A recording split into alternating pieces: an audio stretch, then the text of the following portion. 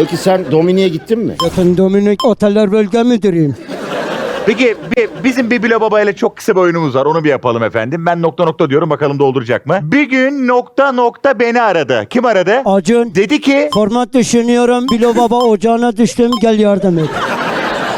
sen ne Usta dedin? bunları kurgu mu yapıyorlar acaba? Koyayım ya. Abi çok seri yalan söylüyor. Bence Bu olamaz freestyle amına gibi koyayım. ya direkt. Değil mi? Freestyle gibi. Acun Evet, sakin direkt ol. freestyle. Aklımda ne var? O ne dedi? Aklımda sen varsın. Sen ne dedin? Ben dedim benimle var mısın yok musun?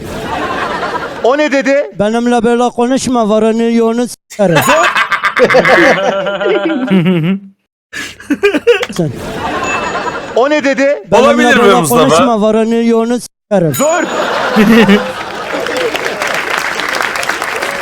Sonra arıyorum telefonlarımı açmıyor. Yani Yani Acun firarda.